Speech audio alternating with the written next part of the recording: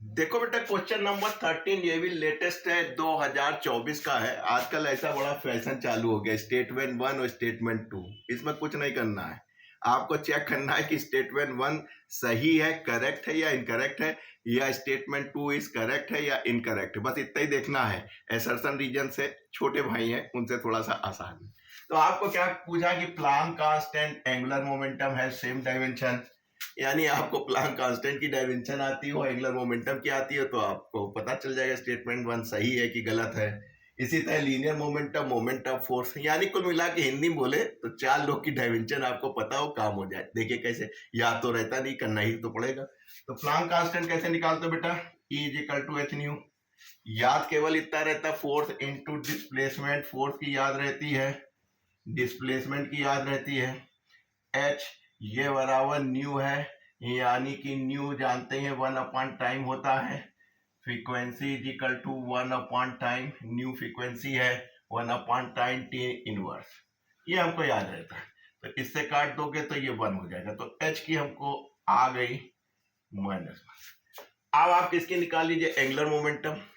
Angular momentum की आपको याद रहती है कि आर इंटू पी। इतना लिखने की जरूरत नहीं है, क्योंकि हम कंप्लीट सोल्यूशन दे रहे हैं तो पूरे आइडिया देना जरूरी है। जस्ट लाइक ए लेक्चर्स, आप लोग तो तेजी से कीजिएगा वहां। ये हो गई एल, ये हो गई एम, ये हो गई एल टी -1, यानी एम एल स्क्वायर टी -1, और ये भी थी ये। तो देखो बेटा, दोनों सिमिलर है, तो इसका मतलब स्टेटमेंट 1 इज करेक्ट, ये सही हो गया। अब क्या चेक कर लें? अब पट से चेक कर लें लीनियर मोमेंटम एम बी। तो लीनियर मोमेंटम एम बी आप जानते हैं, mass into velocity. Moment of force, moment of force क्या होता है? टॉर्क होता है।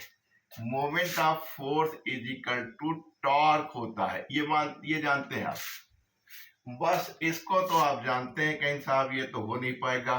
फोर्स जानते हैं, मास इनटू एक्सीलरेशन, तो ये हो गए M L square minus T, mass into acceleration.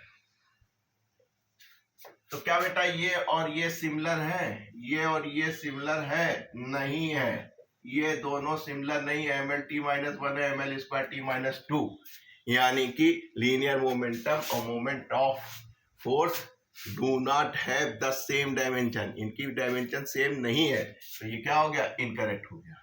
तो कौन सा ऑप्शन सही कराएंगे कि statement 1 is correct but statement 2 is incorrect? बहुत आसान है।